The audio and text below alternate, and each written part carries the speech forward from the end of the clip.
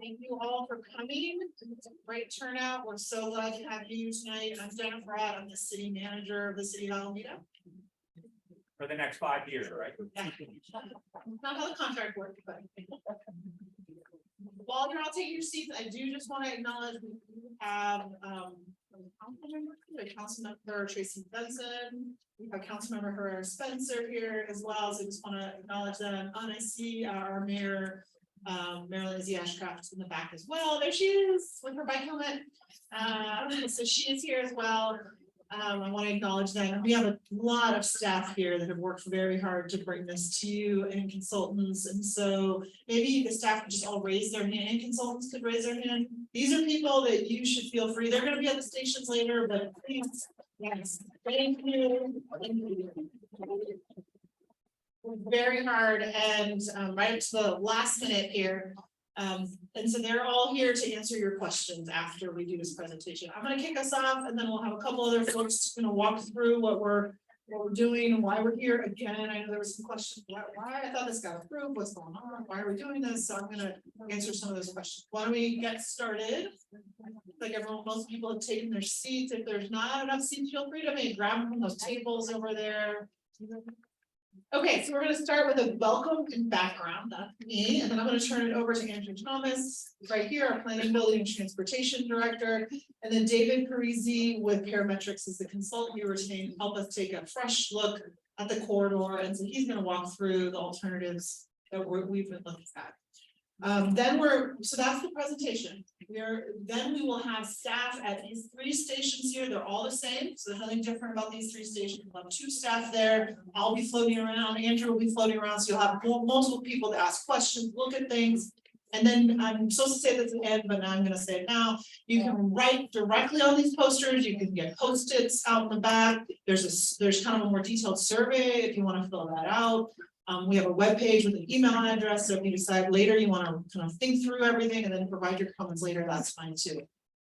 And then over here is just kind of a background station, which will also have staff that just gives you a sense of like what is the city's approach more globally, citywide, to addressing safety issues.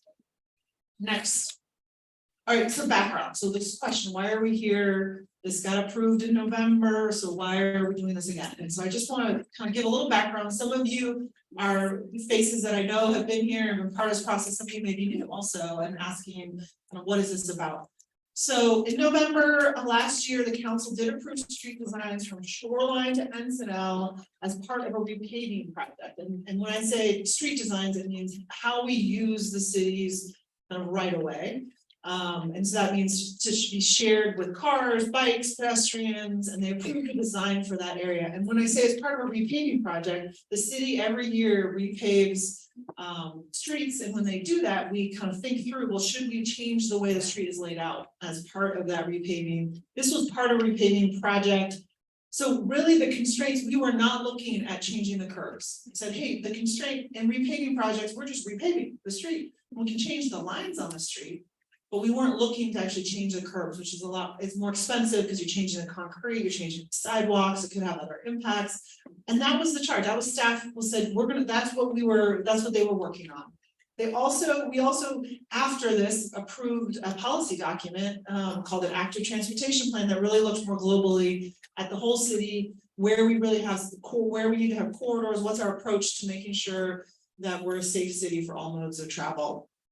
And then at that, I think that's some of the last thing Andrew says, that he was the person who said this, but said one of the things that he told the council was we are going to look at the entire corridor. And we're going to come back to you, and we're going to have looked at the whole corridor. We know we still need to do that because I know a number of folks and council members and others asked for that. And so that's essentially what we did. So in January, I started here in January, staff retained a new transportation consultant, David Parisi and his team, and we said, look, we want you to look at the whole corridor. And we want to kind of change your assignment. We don't want you to just think of this as a repaving anymore, just think of the line on the street. We want you to kind of be unconstrained, just because we want to really explore all the different options, what are out there. It may be that they're too expensive or we can't do them, but let's have a consultant take kind of a fresh start and look differently at it. So we no longer were constrained by the curb to curb. We said you can look past the curbs. And let's not think about money. I mean, that gives me like heart palpitations, but we said that, I said those words. And so they were able to look at the whole design of the street without thinking about budget, without being constrained by the curb. And then they really wanted to pay special attention to the fact that this corridor is really, really important. And as I was coming in, a new city manager, does it make sense to not pay attention to the curbs, to think about spending more money? And when you really look, and you'll hear from Andrew, the policy documents, does it justify it? Does it have a citywide benefit? You know, can we really justify spending money when we could be spending money somewhere else? And so those were some of the things that were thought of as we studied this corridor again. Someone's moving me along. And then lastly, obviously now we're in this process of the consultant reviewing the study corridor alternatives. And then gathering community input, and that's what we're here to do tonight. This is the first of that. We have other opportunities as well that we'll touch on later. All right, next slide. Now I'll move on. So we have updated corridor study goals. We say updated because we obviously had goals for the past project, but now they've changed. Obviously, improving safety for all modes of travel, consistent with that active transportation plan is crucial. So there's no question we need to make these streets safe for everybody. Designed for the full length of Grand Street corridor from Shoreline to Clement. So that's different because we weren't looking, we were just looking to Encinal. Now we're looking at the whole corridor. Let's not take this in little pieces. Let's think about what's the best thing for the whole corridor. And not just from and then let's consider the full width of the right of way. So how much of the land does the city really own, the sidewalks, everything? Let's not just be constrained by where the existing curbs are today. We also need to consider costs and funding. We had grant funding. That was another reason we were trying to move fast. We didn't want to lose funding from Caltrans. We have over $800,000. We wanted to leverage those funds. So we want to make sure that we're taking advantage of those grant funds and really that we balance costs and benefits. So obviously that's going to be a criterion that we're going to look at when we're thinking about alternatives. We also want to consider phasing construction over time. So maybe there's some that we can move quick, some portions we can move quickly, other portions that we may need to go get grant funding for. That's very similar to how we did the Cross Alameda Trail. That Cross Alameda Trail is still not entirely built, was built in phases, so consistent with the way we've done other major facilities in the city. And then recommendations to the city council on one or more phases in July of 2023. Obviously that could change, but that is our current plan, is to really try to do, this is a high injury corridor. We want to try to address these safety concerns quickly. So trying to move quickly to address safety concerns. Next slide. All right, I'm done. I'm gonna come back at the end and kind of summarize, but here's Andrew Thomas to walk you through the policy context. Thank you, Jennifer. And for some of you, this may be a repeat if you participated in some of our meetings last year, but I'm just going to run through these slides quickly. You're kind of wondering, I mean, you know, for many of you, Grand Street's very important. Probably live on Grand Street or very close to Grand Street. Probably wondering, well, why is Grand Street so important to the city as a whole? Why are we spending so much time and effort working through these issues on one street? Well, Grand Street's important from a citywide perspective for a number of reasons. It is one of the few uninterrupted connections between our southern waterfront and our northern waterfront. It's connecting Cross Alameda Trail, which is along our northern waterfront on Clement, to our Shoreline Drive, major. Yes. Cross Alameda, it's connecting our Cross Alameda Trail on Clement. Get oriented. All right, Cross Alameda Trail, Clement, south along the North Shore. Shoreline, bicycle connections. If you want to go from the North Shore to the South Shore, Grand Street is one of the few that goes all. And as you can see, just one of the few North-South Street, 8th Street, in Central. So super important from citywide circulation point of view. Next slide, please. Sir. We are all discombobulated here. One of the city's major policy objectives is to reduce greenhouse gas emissions, address climate change, to make our cities safer for bicycles and pedestrians and people driving cars. Hello? Can you hear me? Yeah. How about that? Is that better? Yeah. No. So we are trying to make, and we're dealing with traffic issues. I mean, you all know that. Back here. Huh? Lincoln County with the back. Oh, it's back. It's only been 30 years I've been doing this, and I still don't know how to use a microphone. All right. Reducing, dealing with greenhouse gas emissions, making our streets safer, making it more comfortable for people. Is it me? I think it's not me. Hello. Sarah.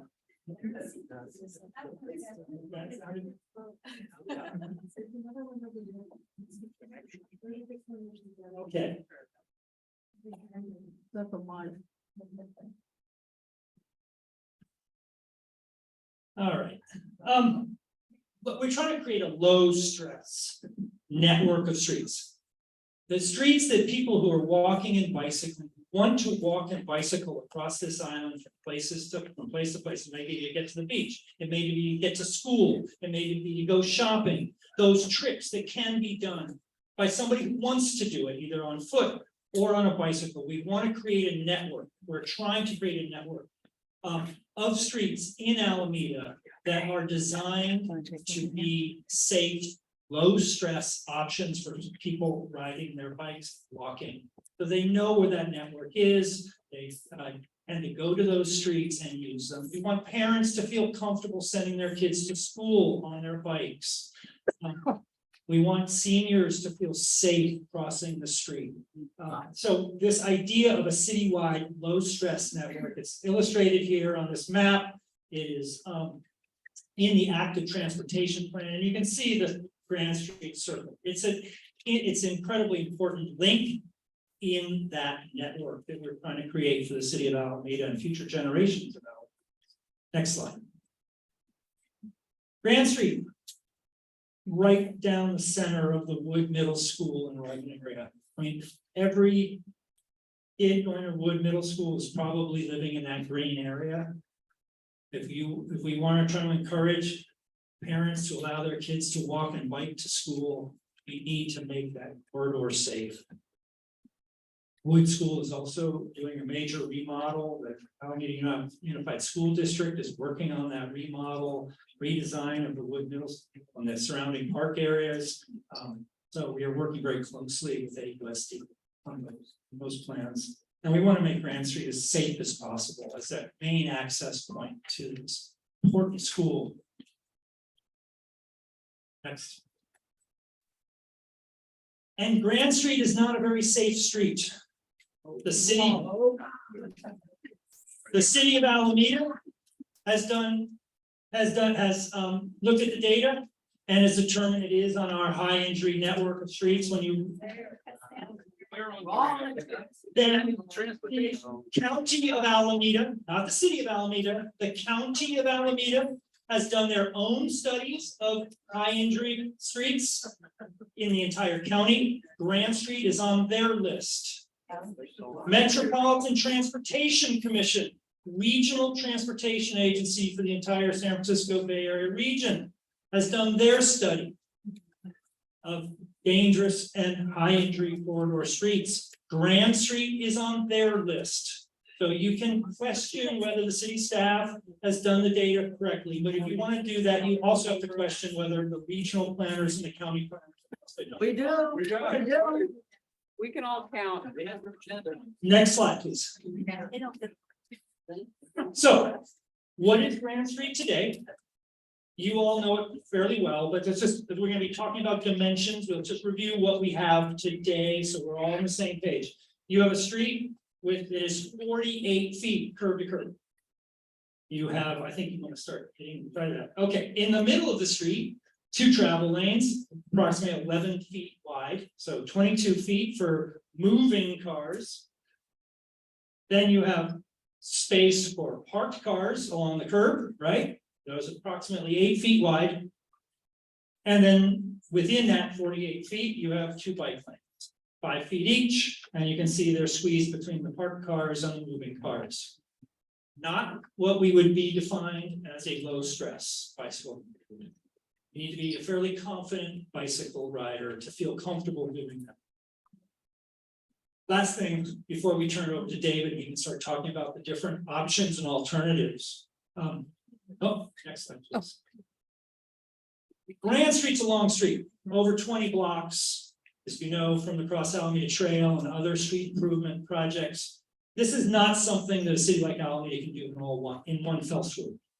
Too expensive to do all at once. So, as those of you who were with us last year know, we've been looking at this road in segments. The first segment, what we're calling segment A, Shoreline to Otis. That's the piece of the street that's right in front of Wood School, from between Shoreline and Otis.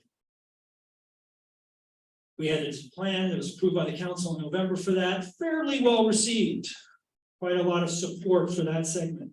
Then we have segment B, Otis to Encinal. This was also part of last year's study. Not a lot of consensus, a lot of disagreement about what we should do on segment B.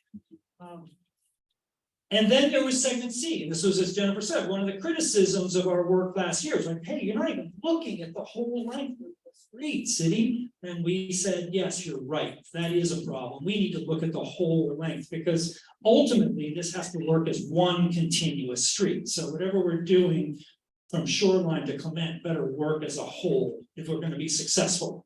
And that's really what we turn to David Parisi and his team. Help us look at this whole street comprehensively. We will always have to then back out and look at it segment by segment, because we can't build it all at once. But let's look right now and over these next few months at the whole street as one big street, and how do we want to treat this street as a whole. David, good luck with the mic. See the screen, there are seats up front. So you need to move up front to see the screen. There are several seats here.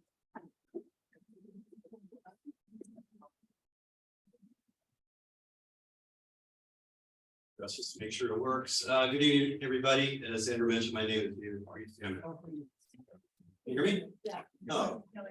Stand like this. Okay, I'll hunch over. I'm natural as I possibly can.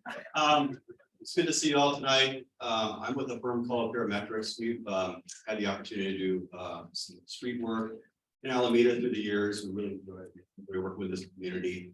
I'm a civil engineer and a traffic engineer. And as Andrew said, we were asked to take a look at the entire corridor, particularly the segment C. And while doing so, there's an opportunity to revisit and think about some of the other areas of the corridor as well. Andrew mentioned the Shoreline to Otis segment. That's the segment that has been approved with essentially a two-way cycle track on the east side of the street. It's also what we're showing in the map. On the green, put it in green. We're calling the Otis to Encinal segment, segment B, and that's shown in blue on these maps. And also as described by Andrew. Not quite consensus, but there was a one-way on each side, Bikeway, that would be approved. And then finally, segment C is what we're looking at also tonight, and all the way up to at the longest stretch. It's at almost half the corridor. So we're actually taking a look at that as well. We've been studying things for the last few months, and we were allowed and actually asked to step back. What could be done, not really outside the curve so much, but inside the curve, the wide street.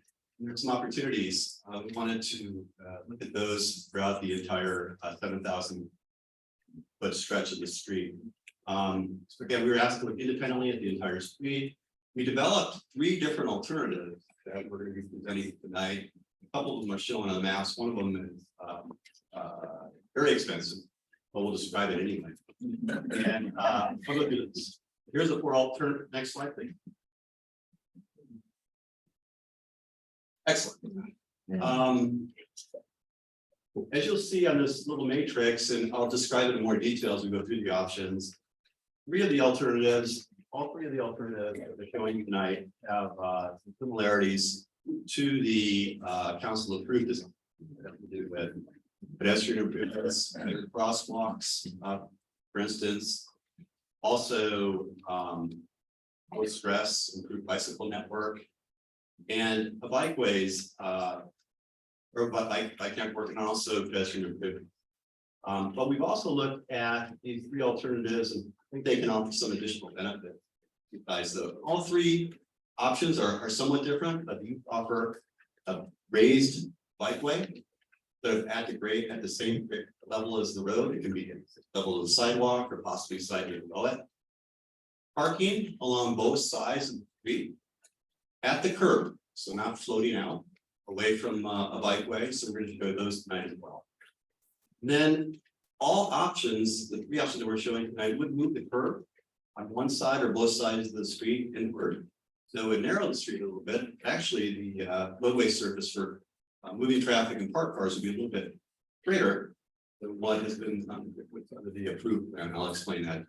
Next slide. So this map, this is a plan view looking from above at Shoreline to Otis, and north is to the right.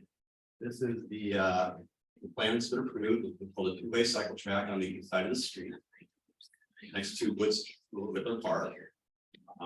As we know, it's received really good community support and city council support. It is fully funded. It's about an $827,000 project. It is under design. Going in and out, I'm sorry about that.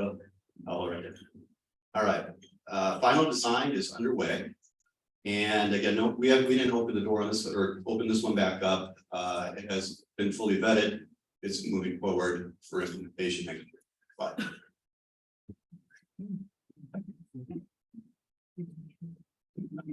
this is the cross section. Again, what you're looking at here is what the street looks like from the street view. And this is for the segment between Otis and Encinal. And as you may know, this option has bikeways on both sides against the curb and parking that meanders, just like the traffic lanes, from one side of the street to the other. What do you mean meanders? That means the traffic, and we'll answer a lot of questions later at the stations, but this one real quick, meanders the traffic lane, the yellow line.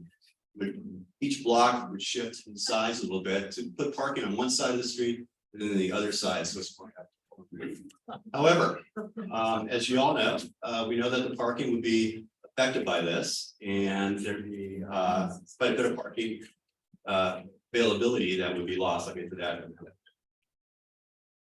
Overall, about 48 feet between the curbs. Like this. All right, okay, this is great. So this is, I'll highlight some of the features of that. On the outside boxes that are shown in green, this is where the bike lanes would be, a 6.5 wide, with a 3-foot painted buffer, with vertical plastic or nicer posts that are in the middle of that buffer. And then a parking lane that would alternate from one side of the street to the other with 2 traffic lanes, 1 traffic lane in each direction along the road. And those in the parking lanes and traffic lanes are highlighted in red on this graphic. That's 10 foot wide for a bicycle. Let's hold our comments then and. Keep going. Sure, thank you. And here is a graphic that was presented at the council meeting. Last November.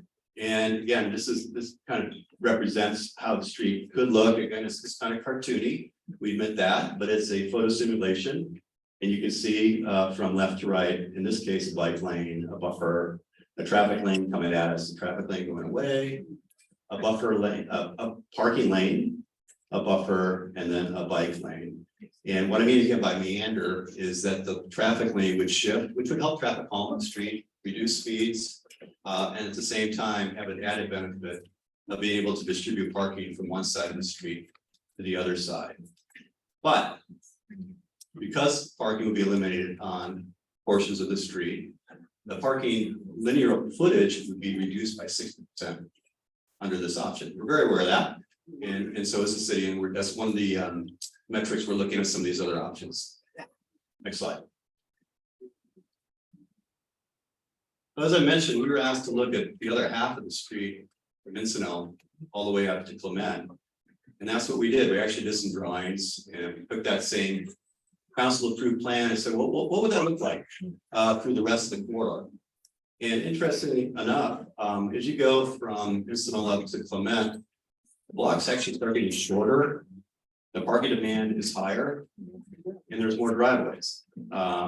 So what we're able to determine really quick is that 60% that we saw being lost between Otis and Encinal actually increased about 75%, just on this stretch. So that would equate overall between Otis and Clement about a 70% reduction in on-street parking availability. Now, I do have to say that, you know, if something like this was pursued between Encinal and Clement, it may make sense to just have parking on one side of the street if your sole goal was to preserve as much parking as possible, because instead of 70%, maybe 50%. Still, it's a lot of parking, particularly for an area a stretch that has a lot higher parking demand, right?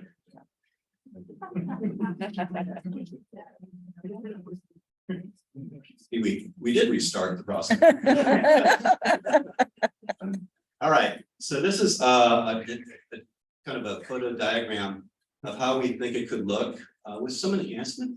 This is looking south from Buena Vista to Pacific. Again, a photo simulation showing how that option, if it was extended to the north, could look.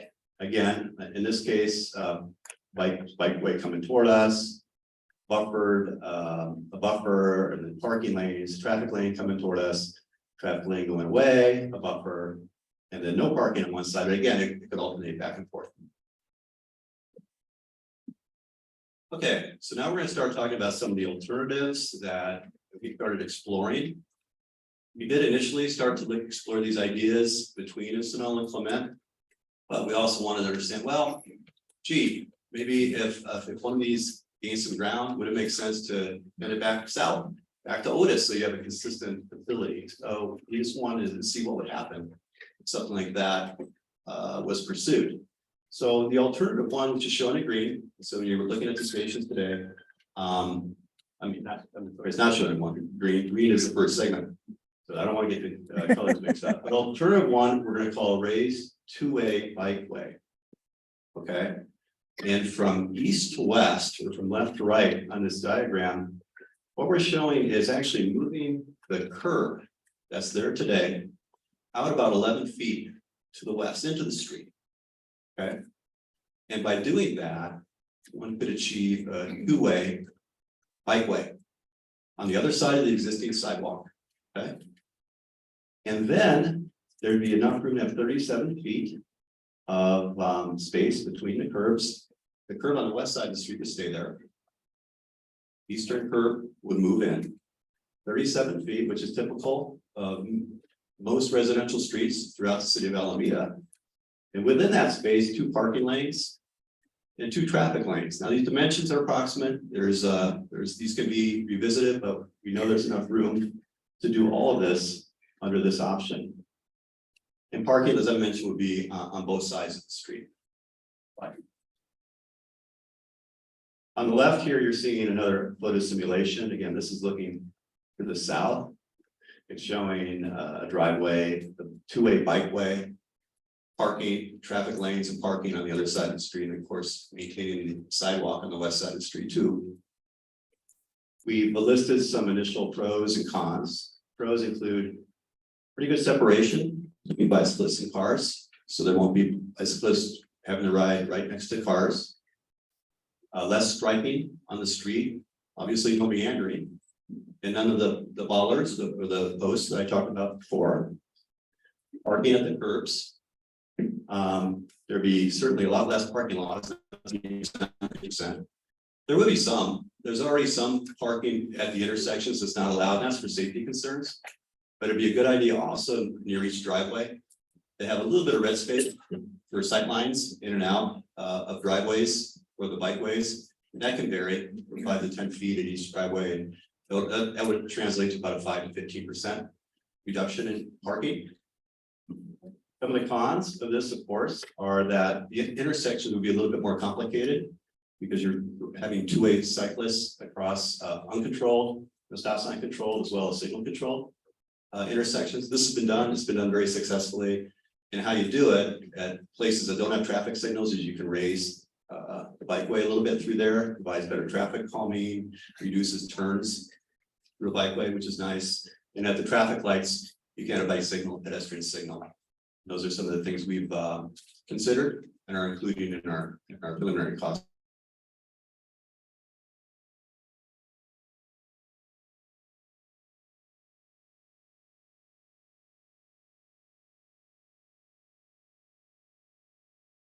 No curbs are being moved, so this would be a higher cost for sure.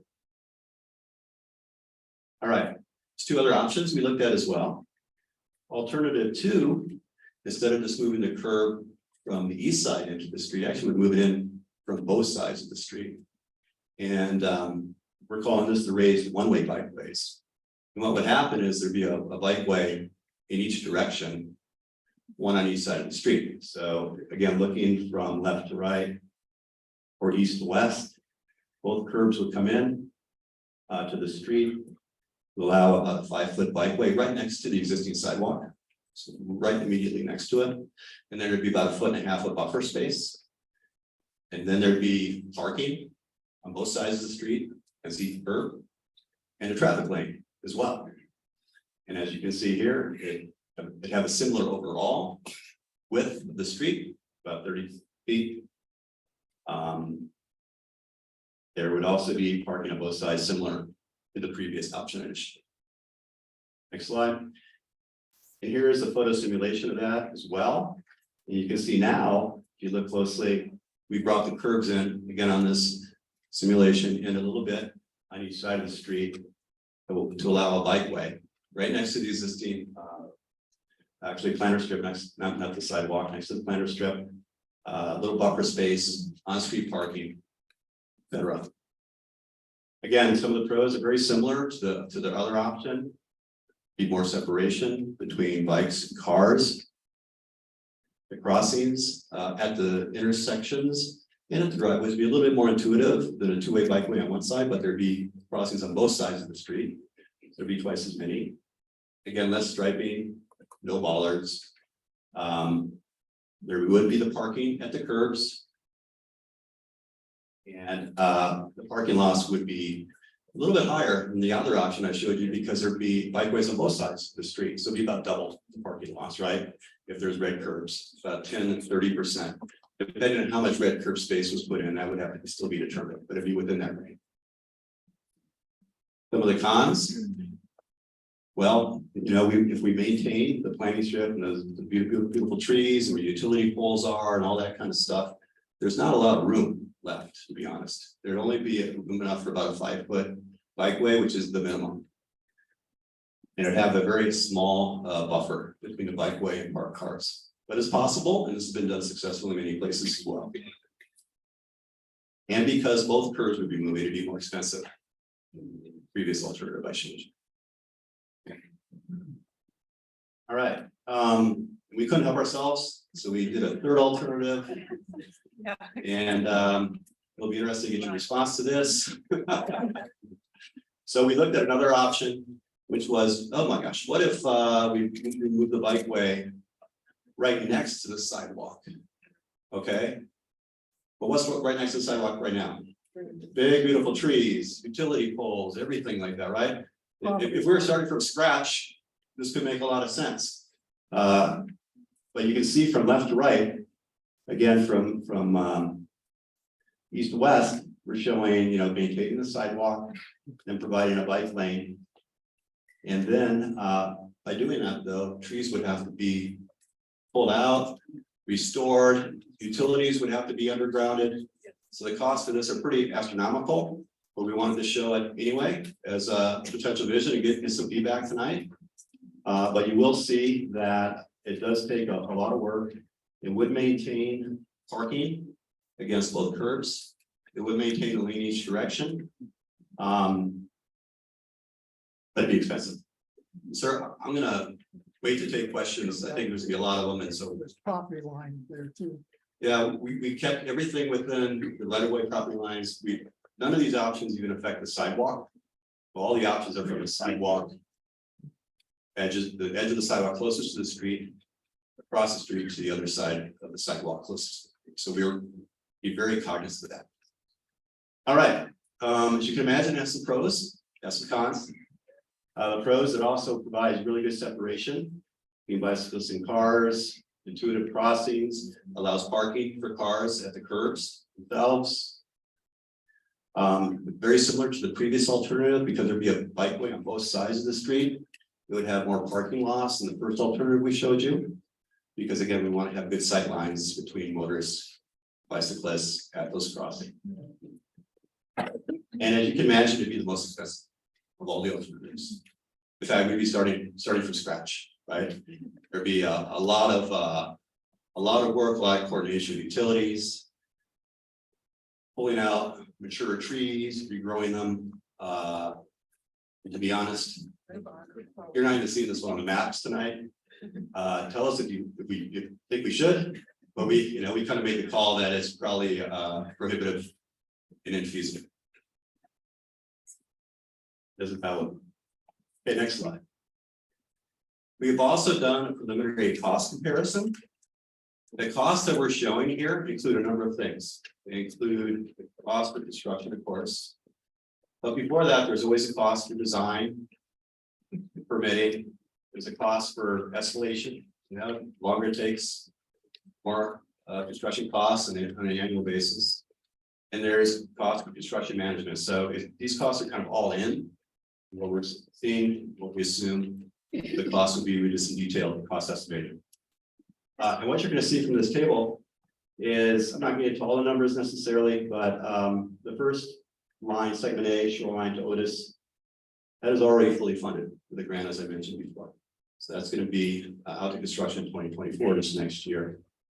And you can see that if all of if the whole corridor was to be designed in concert with what's already been approved, for instance, from Otis to Encinal up to Clement with the same concept with the meandering traffic lane, that project cost would be about $7 million in total. So that's the low end. Again, if things were to be done as currently envisioned, that extended to the north. The next series of numbers shows alternative 1, which is the two-way bikeway on the east side of the street. And that would only apply, right, to segments B and C in our cost estimate here, which would be from Encinal to Clement. And you can see that we're showing the difference in cost on the very far right, about a $60 million increase compared to what we would estimate for what the current vision kind of is. The third set of numbers is the two-way bikeway, or I'm sorry, the raised one-way bikeways. So one way on each side of the street where both curves are moved. So it's even more expensive than the previous option. And as you can see, that'd be about $9.5 million more. And then we didn't even show all the cost breakdowns for the third option. If you want to know it, we can tell you. We're not hiding it. We're just telling you it's very expensive. It'd be about $17 million more. Okay. All right. Just got a couple more slides. I'll turn it back to Jim. Parking comparison. I've mentioned these numbers before, but I just want to kind of hit home on these.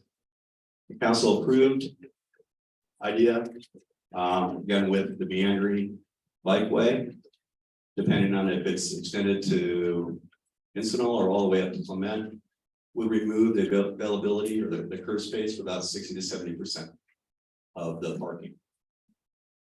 The raised two-way bikeway, we'll call alternative 1, 5 to 15%, again, depending on what's done at the driveways.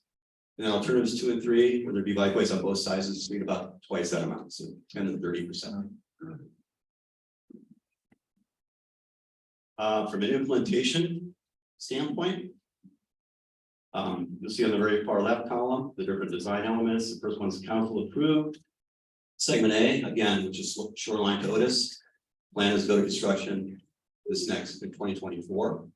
Segment B from Otis to Encinal also could, more funding is needed though for that to happen. So the city would have to secure some with their own funds or through grants. And segment C, for sure, since again, that's another half of the entire quarter, that would be at least a couple years out. And you're seeing the three alternatives that we're presenting tonight. All three are showing segment A in 2024, because that's a done deal, right? That's Shoreline to Otis. That's going to construction in 2024. But the raised two-way bikeway concept could be right on the heels of segment B in 2025 if funds are secured, and or 2026, 27, depending on the color of the money. So the city wants to get your feedback, and the council does too, to see where to go. We think this funding is available. These kind of projects are very attractive to some of the funding sources we've been looking at. And segment C would be a little bit further out. And what you can see with alternatives 2 and 3, as the projects get pricier, it can take longer, right? Because it takes more time to find that money. You see some dates there as well. But I'm just going to end it on this one, and just to recap some of the things about the different options. Again, the council approved concept as a two-way bikeway between Shoreline and Otis, right? And then the meandering one with some of the parking effects between Otis and Encinal. So parking and bollard protected bikeways, it's definitely the least expensive. The curbs are not being moved for that option. So of course, it would be the quickest to build, but it also has the largest parking impacts. Alternative 1, which is the raised two-way bikeway on the east side of the street, provides good separation for bikes, actually reduces the crosswalk length across the street for pedestrians crossing. Forgot to mention that. Second least expensive, second fastest to build, and least amount of parking impact of all these options. Alternative 2 would be the raised one-way bikeways on both sides of the street, where the curbs are brought in. It'd be the third least expensive. It would be about the second fastest to build. Again, these are all comparing each option to each other, and has more parking loss than alternative 1. And then finally, alternative 3, which is the option that would relook at the entire landscape, utility poles, everything, super duper expensive. Similar traffic and parking effects as alternative 2 called out. With that, let me turn it back to Jennifer to wrap up, and I think we're gonna have the questions here. Thank you, David. Yeah, technical information, he's a star. We're glad to have him. Thank you so much. So I just wanted to kind of cut to the chase a little bit in terms of preliminary staff conclusions. Usually with the process, we might really start with all these alternatives, kind of, we're going to get your feedback, of course, but I did want to, because this process had already we've been working on it for a while, because we want to really address the safety concerns here. We've got the grant funding. I want to cut to the chase a little bit and tell you that staff is leaning towards one of these alternatives. It's not a done deal. We want to hear all your feedback. We are proceeding already with the council approved design for segment A, which is that Shoreline to Otis. We want to take advantage of that Caltrans funding. Wood School is there. We want to keep our schools and the areas around our schools safe. So we are moving forward with that piece of the segment A. Then I think staff's leaning towards, and again, we want to hear your feedback, so it's not a done deal, but we are leaning towards recommending alternative 1 instead of the council approved design to create a continuous two-way bikeway for the full corridor. And we're most likely leaning towards dropping alternative 2, which was more expensive and we don't think as good as alternative 1. And then dropping alternative 3, which I think actually all the folks that live on grants, you want to keep their trees. So we're gonna drop that alternative as well. So again, this doesn't mean this is what we're recommending, but because we really want to move quickly on this process to address the safety concerns and add a lot of process before, I wanted to kind of telegraph to you all a little bit where the staff is leaning in terms of next steps. So last slide. What do you think? That's what we're here. We have the 3 stations, they're all the same. We'll have very knowledgeable staff to answer your questions. Over here, if you have any questions about Citywide, all of our plans and policies, I think Lisa's over there, she can answer your questions. The next other ways that you can participate is we'll have a virtual open house. So for those of you know people that didn't attend because they're concerned about COVID or other things, or they just weren't available, or there will be a virtual open house on June 13th. And then going to the Transportation Commission meeting June 21st with a recommendation to move forward with a particular design. And then a council meeting July 18th. Obviously, that's all subject to hearing your feedback, but that's what we're thinking right now in terms of schedule. And then all of our workshop materials and recordings will be posted to the project webpage. There's also email address on that webpage. You can email. And then there are handouts, which have kind of some of the key slides. Not all the slides, but key slides. The webpage will have the full presentation. And then there's also a survey. So if you're the kind of person who doesn't want to talk to anyone, and you just want to write down what you think, that is totally fine. Write it down and just turn it into us. But we welcome all your feedback. Thank you so much for coming. I have a question for you.